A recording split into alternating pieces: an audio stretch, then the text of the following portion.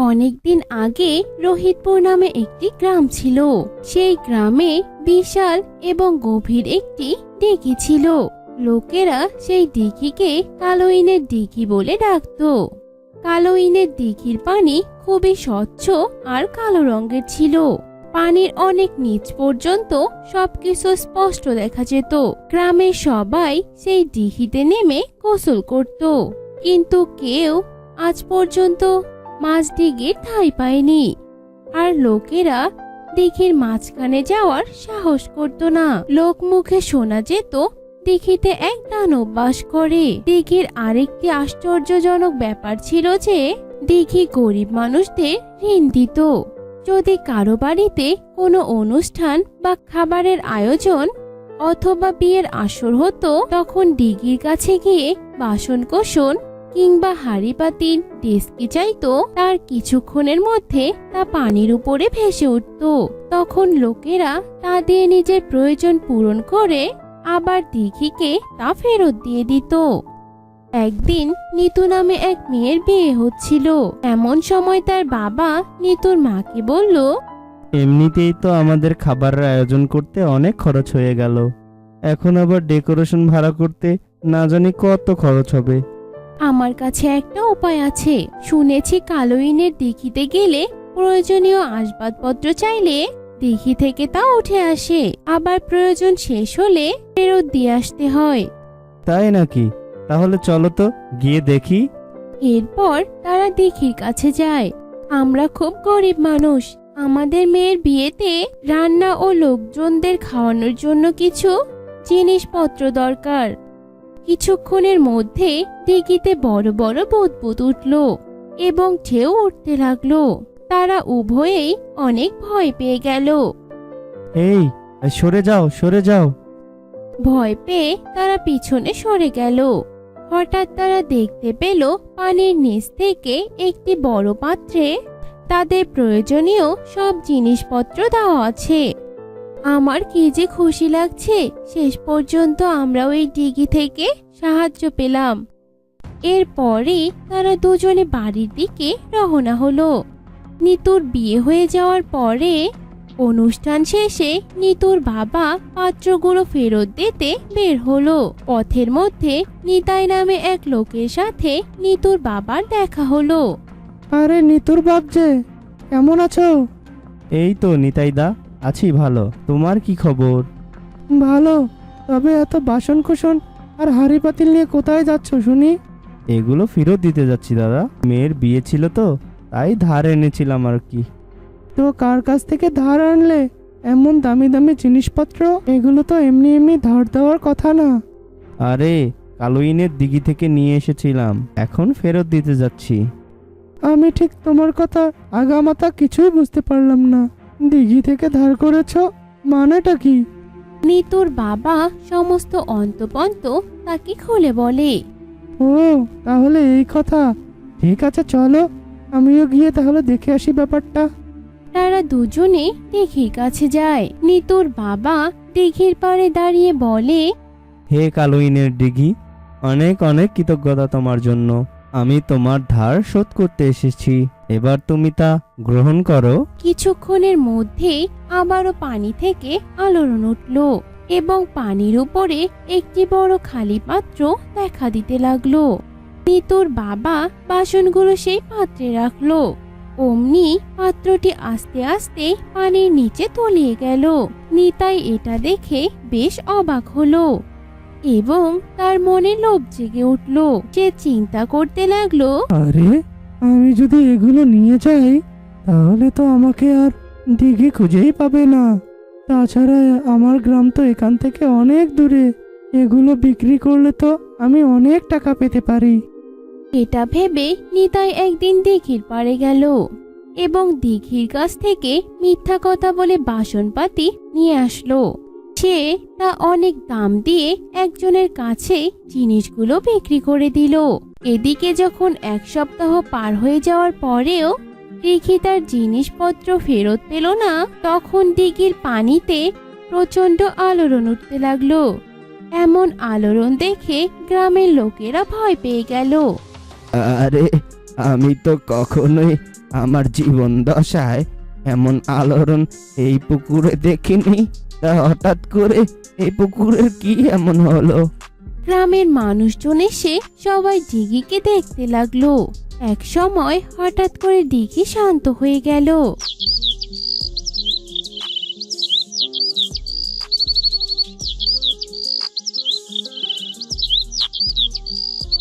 পরের দিন দিঘিতে গোসল করতে দুইজন পানিতে নামলো। তারা যেই ডুব দিল আর ফিরে আসলো না। দিঘির পানিতে মানুষ নিখোঁজ হয়ে যাওয়ার সংবাদ চারিদিকে ছড়িয়ে পড়লো এবং দিঘির পাড়ে অনেক মানুষ জড়ো হতে লাগলো। এলাকার জমিদার শহর থেকে ডুবুরি নিয়ে আসলেন এবং বললেন, এখানে আমাদের কয়েকজন মানুষ ডুবে গেছে, তোমরা পানিতে নেমে তাদেরকে উদ্ধার করে দাও, বিনিময়ে আমি তোমাদেরকে অনেক টাকা দেব। এরপরে ডুবুরিরা মানুষকে খুঁজতে পুকুরে নামে, কিন্তু তারাও চিরদিনের মতো নিখোঁজ হয়ে যায়। এদিকে মোহন নামে যে লোকটি বাসনগুলো নিতাইয়ের কাছ থেকে কিনে রাখে, তার পরের দিনই তার ঘরে ছাদ ভেঙে পড়ে এবং সে জখম হয়।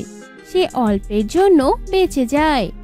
পরের দিন তার ছোট বাচ্চা পানিতে পড়ে মারা যায় এবং এরপর থেকে একের পর এক অসুখ বিসুখ ও বিপদ আপদ তার পরিবারে লেগেই থাকে। মোহন একদিন চিন্তা করতে লাগলো, আমি নিতাইয়ের কাছ থেকে বাসন কিনে আনার পরেই আমার সমস্যা হচ্ছে একের পর এক। আমার জানার দরকার সে বাসনগুলো কোথায় পেয়েছে। পরদিন মোহন নিতাইয়ের ঘরে যায়। আরে মোহন, কি খবর তোমার? আচ্ছা, তুমি আমার কাছে যা যা বিক্রি করেছো তা তুমি কোথায় পেয়েছিলে?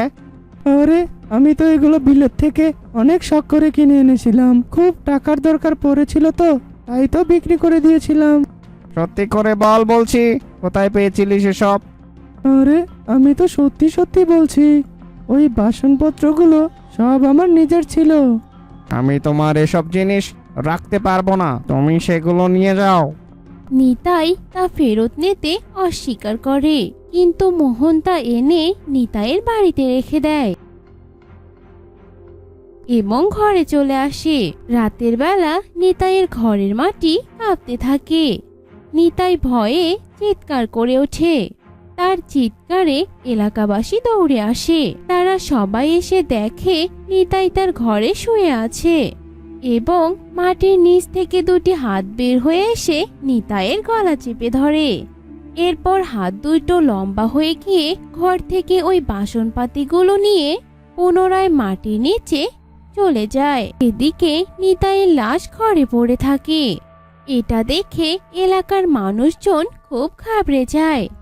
এক বৃদ্ধ বলতে থাকে, শুনেছিলাম পাশের গ্রামের কালুইনের দিঘি থেকে বাসনপাতি চুরি হয়েছিল, তাহলে বেটা নিতাই সেই চোর? মোহনও সেখানে উপস্থিত ছিল। চোর বেটা নিতাই এসব আমার কাছে বিক্রি করেছিল। যখন থেকে আমি এগুলো কিনি তখন থেকেই একের পর এক বিপদ আমার পিছনেই লেগেছিল, আর আমার ছেলেটাও মারা যায়। যখন আমি তাকে এসবগুলো ফেরত দিয়ে গেলাম তখন থেকে আমি সব বিপদ থেকে মুক্তি পাচ্ছিলাম, শুধু আমার ছেলেকেই ফিরে পাইনি। চোর বেটা, নিজে তো মরেছিস, সাথে আমাকেও মারলি। এই ঘটনার পর থেকে এরপরে কেউ কালুইনের দিঘিতে নেমে নিখোঁজ হয় না, আর দিঘিও কাউকে আর বাসনপাতি ধার দিয়ে সাহায্য করে না। লোকজনের কাছে কালুইনের দিঘি একটি রহস্য হয়ে থাকে। আজকের দিনে সবাই তার স্মার্টফোনের নিয়ে অনেক ব্যস্ত। এর আগে মহিলারা একে অপরের সাথে কথা বলে সময় কাটাতো, কিন্তু এখন এর আর কোনোই প্রয়োজন নেই। কারণ রিনার মতো মহিলারা তাদের দৈনন্দিন জীবনের সব কিছু ফেসবুকে আপলোড করে। রিনা তার বান্ধবী কমলার সাথে চ্যাট করছে। কাল তুই আমার ফেসবুক স্ট্যাটাস দেখেছিস? হ্যাঁ, কাল তো তুই চকলেট কেক বানিয়েছিলিস।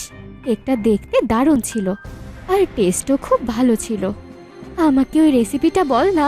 এভাবে তাদের কথাবার্তা অনলাইনেই চলতো। রিনার বাড়ির পাশেই 13 বছরের একটি মেয়ে ছিল। তার নাম মায়া। মায়া স্কুলে যেত আর তার বান্ধবীর সাথে দেখা করতে ওর বাড়িতে যেত। রিনা দিদি, তুমি জানো আমি আজ ডান্সে সিলেক্টেড হয়েছি। আরে বাহ, কিন্তু কোন ডান্সের জন্য? আমার প্রিয় বলিউড গান। তাহলে তো খুব মজা হবে। হ্যাঁ দিদি। ছোট মায়া আর বড় রিনা প্রায় একে অপরের সাথে কথা বলতো। রিনা অনেকবারই মায়ার সাথে সেলফি তুলে ফেসবুকে আপলোড করত। এই দেখ মায়া, আমাদের ফটোতে 5,000 লাইক এসেছে। বাপ রে দিদি, তুমি তো দেখছি অনেক ফেমাস। হ্যাঁ, আমি তো ফেমাস। হঠাৎ করে মায়া ও তার মা রিনার বাড়িতে গেল।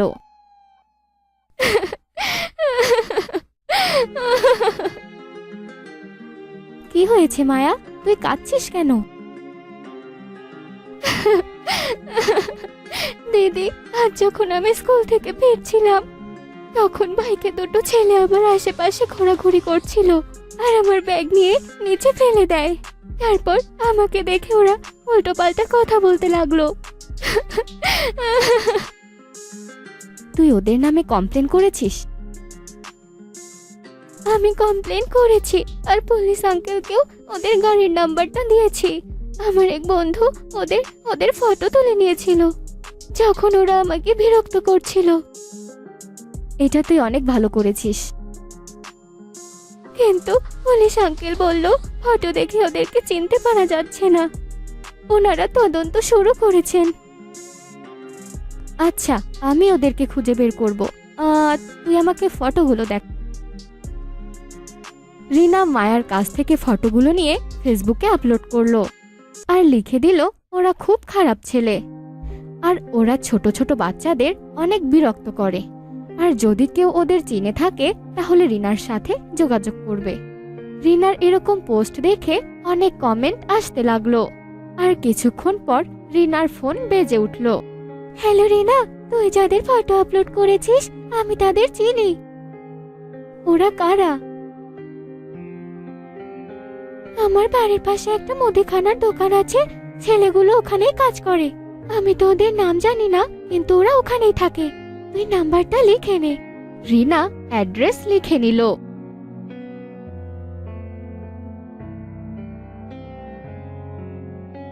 রিনা মায়া ও তার মাকে নিয়ে থানায় গেল। স্যার, আমি ওই ছেলেগুলোর ঠিকানা পেয়ে গেছি, আপনি আমাদের সাথে চলুন। পুলিশ অফিসার তখনই ওদের সাথে যাওয়ার জন্য রাজি হয়ে গেল।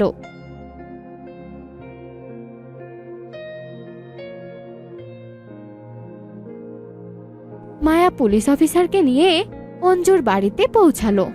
অঞ্জু ওদেরকে মুদিখানার দোকানে নিয়ে গেল। দিদি, এরাই হলো ওই ছেলেগুলো তখনই পালাতে লাগলো, কিন্তু পুলিশ তখনই তাদেরকে ধরে নিল। ওদের পুলিশ জিপে বসানো হলো। থ্যাংক ইউ রিনা ম্যাডাম, আপনার কারণে এই কেসটি একদিনে সমাধান হয়ে গেল। থ্যাঙ্কস আমাকে নয়, ফেসবুককে বলা দরকার। ফেসবুক না থাকলে অঞ্জু এই ছেলেকে চিনতেই পারতো না আর এদেরকে ধরাও যেত না। হ্যাঁ, ইয়েস, আপনি প্রমাণ করলেন যে ফেসবুকে শুধু খারাপ কাজই হয় না, অনেক ভালো ভালো কাজ করারও থাকে। ফেসবুক একটা মানুষের সাহায্যও আসতে পারে। ধন্যবাদ স্যার। থ্যাংক ইউ দিদি। রিনা মায়াকে বুকে জড়িয়ে ধরলো আর এভাবে এই ইফটিজিং এর কেস ফেসবুকের মাধ্যমে সমাধান হয়ে গেল আর ওই ছেলেগুলোকে পুলিশ খুব ধোলাই দিল।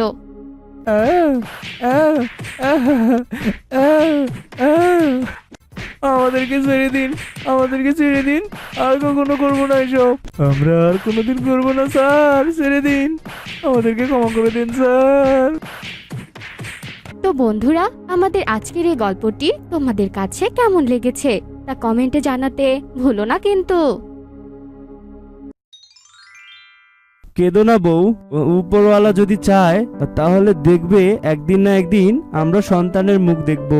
হবে কাঠুরে, দেখতে দেখতে আমাদের বিয়ের 1 যুগ কেটে গেল, এখন পর্যন্ত সন্তানের মুখ দেখতে পারলাম না। চম্পা, উপরওয়ালা যদি চায় দেখো একদিন ঠিকই আমাদের সন্তান হবে। সে স্বপ্ন কি আদৌ সত্যি হবে? লোকজন আমাকে দেখলে মুখ ঘুরিয়ে নেয়, বলে আমাকে দেখে দিন শুরু করলে তাদের দিন নাকি খারাপ যাবে। তাদের সাথে নাকি খারাপ হবে। মানুষের কথা বাদ দাও তো, আমি কি তোমাকে কখনো কিছু বলেছি? কাঠুরে আর চম্পার সংসার খুব সুখের। ওদের শুধু একটাই দুঃখ ছিল, অনেক বছর ওদের বিয়ের পরেও কোনো সন্তান হয়নি। এই নিয়ে লোকমুখেও কম কথা শুনতে হয়নি ওদের। আজ বাড়ি থেকে বের হয়ে অপয়ার মুখ দেখতে হলো।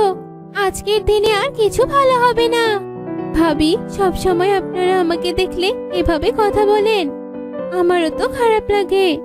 আবার মুখে মুখে কথা বলিস, তোর লজ্জা লাগে না? তোর কি নিজের স্বামীর জন্য মায়া হয় না? তোর জন্য তো তোর স্বামী দ্বিতীয় বিয়েও করতে পারছে না। তুই বাড়ি থেকে চলে গেলে বেচারা হয়তো নতুন বিয়ে করে বাবা হতে পারতো।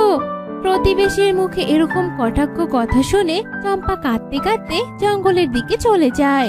আমি আর বাড়িতে ফিরবো না। সত্যিই তো আমার জন্য কাঠুরে দ্বিতীয় বিয়ে করতে পারছে না। তিনি দ্বিতীয়বার বিয়ে করলে হয়তো সন্তানের মুখ দেখতো। আমি অপয়া। চম্পা কাঁদতে কাঁদতে জঙ্গলের ভিতরে চলে গেল। দেখতে দেখতেই সন্ধে নেমে এলো আর কাঠুরেও বাড়িতে ফিরে এলো। চম্পা, কই তুমি? একটু পানি খেতে দাও তো। কাঠুরে বারবার চম্পাকে ডাকতে থাকে, কিন্তু ঘরের ভেতর থেকে চম্পার কোনো সাড়া শব্দ পাওয়া যায় না। তাই কাঠুরে চিন্তিত হয়ে ঘরের ভেতরে যায় আর সে দেখে ঘরে চম্পা নেই। আরে, চম্পা কোথায় গেল? ও তো কখনো এই সময় বাড়ি থেকে বের হয় না, তাহলে হুট করে কোথায় চলে গেল? কাঠুরে চম্পাকে খোঁজার জন্য বেরিয়ে পড়ল। অনেক রাত হয়ে গেল, তারপরেও কাঠুরে চম্পাকে খুঁজে পেল না। ওদিকে চম্পা গভীর জঙ্গলে গিয়ে একটা গাছের নিচে বসে কাঁদতে থাকে। হে উপরওয়ালা, এখন আমি কি করব? কোথায় যাব? আমাকে কেন তুমি একটা সন্তান দিলে না? চম্পা অনেক কাঁদতে থাকে আর ঠিক তখনই চারপাশ আলোয় ভরে যায়।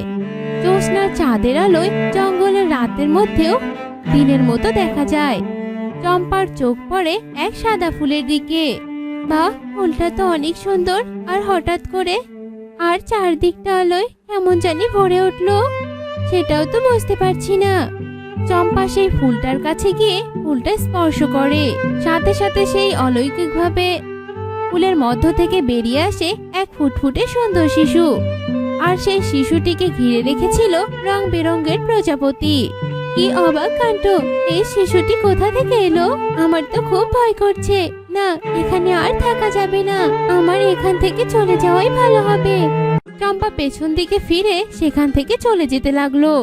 তখনই ছোট্ট শিশু তার ছোট্ট হাত দিয়ে চম্পার আঁচল ধরে বসলো আর চম্পার দিকে তাকিয়ে মিষ্টি করে হাসতে লাগলো।